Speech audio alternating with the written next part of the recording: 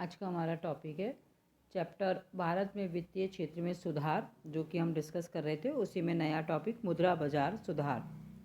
1990 के दशक से पहले सुधारों के प्रारंभ होने से पहले भारतीय मुद्रा बाजार संगठित और असंगठित क्षेत्रों में विभाजित होने के कारण द्वैत प्रकृति का था।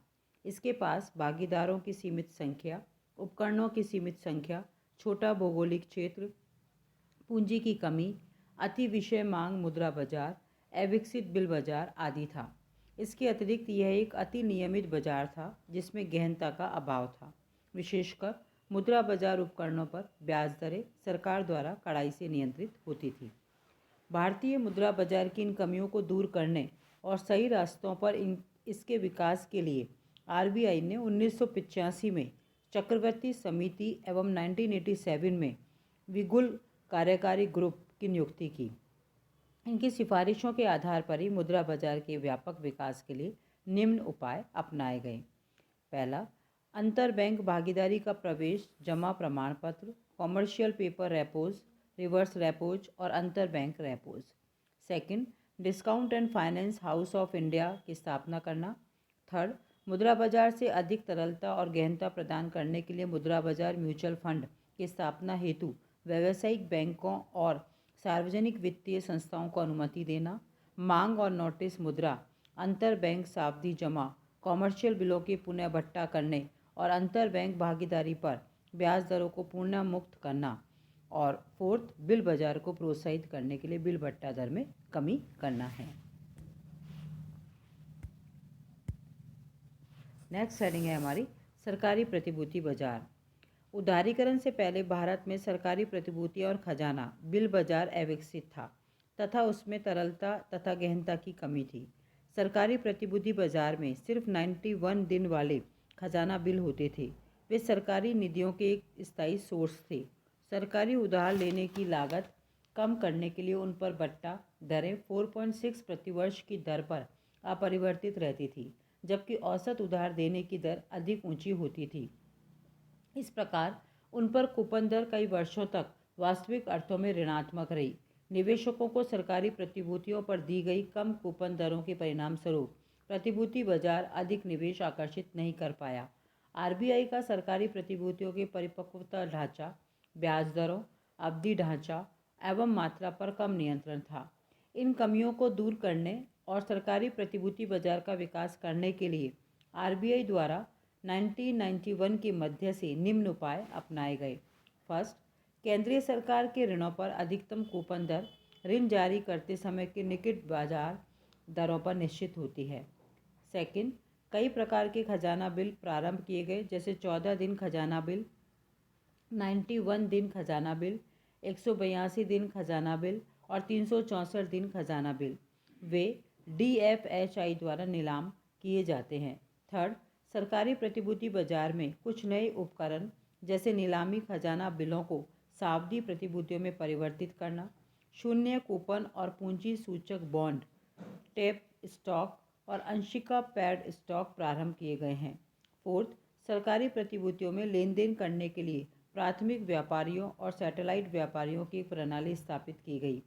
फिफ्थ, तटस्थ खजाना बिलों के माध्यम से केंद्रीय सरकार बजट घाटे के स्वतः मुद्रीकरण के स्थान पर वेज एंड मीन्स एडवांसेस की एक नई स्कीम प्रारंभ हो गई है। सिक्स, आरबीआई ने मुंबई में सरकारी प्रतिभूतियों में लेन देन के लिए एक सुपुर्दगी बनाम भुगतान प्रणाली प्रारंभ की है। यह प्रणाली प्रतिभूतियों को नकद भुगतान के साथ साथ हस्तांतरित कर निपटारा करती है। इसने प्रतिभूति लेन देन के निपटान और निधियों के विचलन की रोकथाम में जोखिम को घटाया है। 7 पॉइंट, आरबीआई ने उन म्यूचुअल फंडों को तरलता समर्थन देना प्रारंभ किया जो सिर्फ सरकारी प्रतिभूतियों में निवेश करते हैं। 8वां, 100% ऋण निधियों वाले FIIs को सरकारी प्रतिभूतियों और खजाना बिलों में निवेश करने की अनुमति दी गई। अन्य FIIs को 30% तक निवेश करने की अनुमति दी गई है। 9, 31 मार्च 2000 से चालू निवेशों के रूप में बैंक अपनी सरकारी प्रतिभूतियों का न्यूनतम 75% अपने पास रख सकते हैं, जिनका लेन देन प्रतिदिन के आधार पर किया जा सकता है। 10, सरकारी प्रतिभूतियों से प्राप्त ब्याज आय को कर से मुक्त रखा गया है। 11 सरकारी प्रतिभूतियों में आरबीआई का प्राथमिक अंशदान मुख्यतः इसके खुले बाजार प्रचलनों को कार्यान्वित करने के लिए रखा गया है। 12 सरकारी प्रतिभूतियों और खजाना बिल बाजार के निर्माण और उसको मजबूत करने के लिए किए गए विभिन्न उपायों के परिणामस्वरूप इसका निवेशक आधार अल्पकालीन और मध्यमकालीन उधार बड़े पैमाने पर बढ़े हैं। सरकारी प्रतिभूतियों के लिए प्राथमिक बाजार में भागीदारी की संख्या के अंतर्गत अब बैंक, बीमा निगम, वित्तीय कंपनियां, म्यूचुअल फंड, एफआईआईएस वित्तीय संस्थाएं और निगम शामिल है। सरकारी प्रतिभूतियों के लिए एक द्वितीय बाजार भी है जिसमें लेन देन रिजर्व बैंक के सहायक सामान्य लेजर खातों के माध्यम से होता है। नेक्स्ट हेडिंग है हमारी पूंजी बाजार सुधार।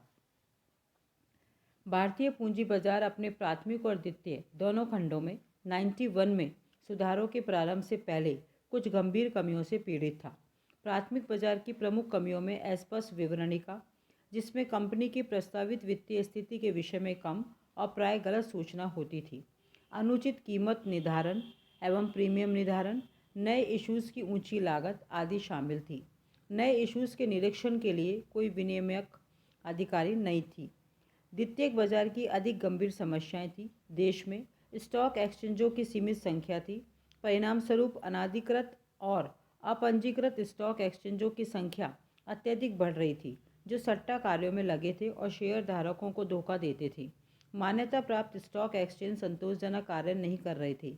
वे अपनी प्रबंध परिषदों द्वारा निर्मित अपने आंतरिक उपनियमों द्वारा नियंत्रित होते थे, जो निर्वाचित सदस्य दलालों के अंतर्गत कार्य करते थे। शेयरों की सुपुर्दगी और लेन देनों के निर्धारण में अनावश्यक विलंब होता था। आंतरिक व्यापार के कारण अत्यधिक सट्टा और कीमत उतार चढ़ाव होता था, जिसने सामान्य शेयर धारकों को पूरी तरह प्रभावित किया।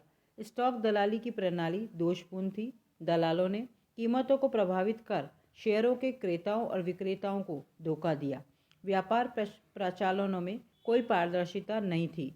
निपटान प्राय अनिश्चित और लंबे होते थे, जिनके कारण निरंतर भुगतान संकट होते थे और बाजार की क्रय स्थगित होती थी। व्यापार पश्चात निपटानों में देर, खराब सुपुर्दगी, निपटानों का एक दूसरे में मिलाना, शेयर बेचते समय रास्ते में उनका गुम हो जाना आदि होते थे। उप दलालों और दलालों द्वारा भुगतान न करने की स्थिति में ग्राहकों को अपर्याप्त संरक्षण मिलता था। भारतीय पूंजी बाजार के प्राथमिक और द्वितीयक दोनों खंडों में सुधार के लिए 1992 से निम्न नीतिगत उपाय अपनाए गए। पहला, सेबी की स्थापना एक स्वायत्त और वैधानिक निकाय के रूप में नए इश्यूज़ के नियमन एवं निरीक्षण करने, निवेशकों के हित को संरक्षित करने, प्राथमिक तथा द्वितीयक बाजारों के सुव्यवस्थित विकास को प्रोत्साहित करने और स्टॉक एक्सचेंजों के कार्यकरण के नियमन के लिए की गई थी। इसने इस दिशा में कई उपाय किए हैं, जैसे मध्यस्थों का पंजीकरण, कड़े प्रकटीकरण मानदंड, आंतरिक व्यापार पर नियमन और स्टॉक एक्सचेंजों के कार्यकरण का निरीक्षण इत्यादि। सेकंड, बाजार से इशू पूंजी उगाहने वाली कंपनियों के लिए प्रकटीकरण और निवेशक संरक्षण हेतु सेबी के दिशा निर्देशों का पालन करने के अतिरिक्त किसी अधिकारी की स्वीकृति लेना आवश्यक नहीं है। थर्ड, स्वामित्व और बोनस इशू पर प्रतिबंध हटा लिए गए हैं। फोर्थ, डिबेंचरों को ब्याज दर से मुक्त रखा गया है। फिफ्थ, प्राथमिक बाजार में म्यूचुअल फंड, मर्चेंट बैंक, निवेश और परामर्शदात्री एजेंसियों, इशू के रजिस्टर्स आदि से मजबूती और विविधता लाई गई है। छठा, सार्वजनिक क्षेत्र के बैंकों, वित्तीय संस्थाओं और सार्वजनिक क्षेत्र के उपक्रमों को बॉन्डों और इक्विटी द्वारा बाजार के संशोधन प्राप्त करने की अनुमति देकर प्राथमिक पूंजी बाजार को व्यापक और गहन बनाया गया है। सेवेंथ, ऑनलाइन चित्रपट आधारित इलेक्ट्रॉनिक व्यापार देश के सभी 23 स्टॉक एक्सचेंजों में आरंभ किए गए हैं।